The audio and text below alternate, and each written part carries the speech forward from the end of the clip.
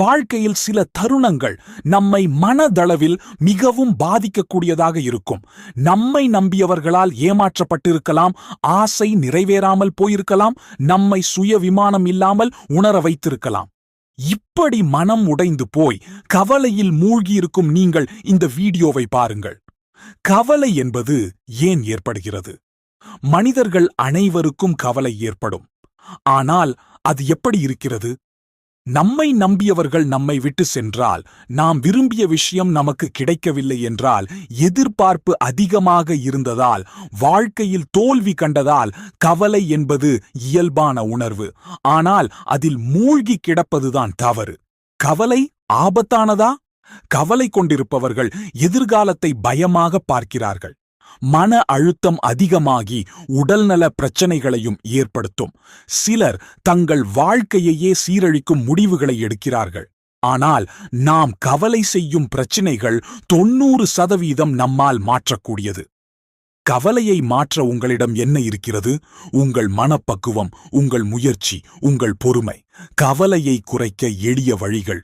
உங்கள் வாழ்க்கையை மீண்டும் அமைக்க ஒரு புது நோக்கம் தேடுங்கள். வாழ்க்கையில் ஒரு விஷயம் நமக்கு பிடிக்கவில்லை என்றால் அதில் மட்டும் மாட்டிக்கொள்வது தவறு. நீங்கள் உங்கள் கவலையை மாற்ற ஒரு புதிய இலக்கை தேடுங்கள். அதற்கு ஏதாவது செய்யத் தொடங்குங்கள். ஒரு புஸ்தகத்தை படிக்கவும், ஒரு புதிய திறனை கற்றுக்கொள்ளவும். எதற்கு கவலை என்பது மனதில் கேளுங்கள். இப்பொழுது நீங்கள் கவலையால் வாடுகிறீர்கள் என்று வைத்துக் கொள்ளுங்கள். உங்களிடம் ஒரு கேள்வி கேட்டுக்கொள்ளுங்கள். ஒரு வருடங்கள் கழித்து இது என்னை விட்டு போய்விடும் அல்லவா? நம்முடைய கவலைகள் பெரும்பாலும் நம்மை பாதிக்காது.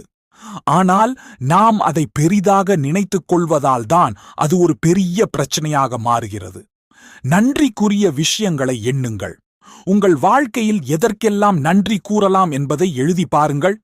இது உங்கள் கவலையை குறைக்கும் ஒரு அற்புதமான பயிற்சி. சிறிய விஷயங்களை ரசிக்கத் தொடங்குங்கள். ஒரு நல்ல நண்பர், உங்கள் உடல் நலம், ஒரு நல்ல தருணம். கடந்ததை விடுங்கள், எதிர்காலத்தை கட்டியெழுப்புங்கள். பலர் கடந்ததை பற்றியே கவலைப்பட்டுக் கொண்டிருப்பார்கள். அது அப்படி நடந்திருக்கக்கூடாது, நான் அந்த முடிவை எடுக்கக்கூடாது என்று நினைப்பார்கள். ஆனால் உண்மையிலேயே கடந்ததை மாற்ற முடியாது, கடந்ததை ஒழுங்குபடுத்த முடியாது. ஆனால் எதிர்காலத்தை கட்டியெழுப்ப முடியும். கவலைக்கு பதிலாக தன்னம்பிக்கை வளர்த்துக் கொள்ளுங்கள். நீங்கள் தோல்வி அடைந்திருக்கலாம், ஆனால் அதற்காக வாழ்க்கை முடிந்துவிடவில்லை. உங்கள் மனம் உடைந்துவிட்டது என்று நினைக்கலாம், ஆனால் அது தற்காலிகம்தான். இப்பொழுது நீங்கள் புயலில் இருக்கலாம், ஆனால் நாளை உங்களுக்கான ஒளி இருக்கும். நீங்கள் வாழ்க்கையை எப்படி பார்க்கிறீர்கள் என்பதில்தான் உங்கள் எதிர்காலம் இருக்கிறது. நண்பர்களே, மனம் உடைந்து விட்டதா? கவலைகளால் மூழ்கி கிடக்கிறீர்களா?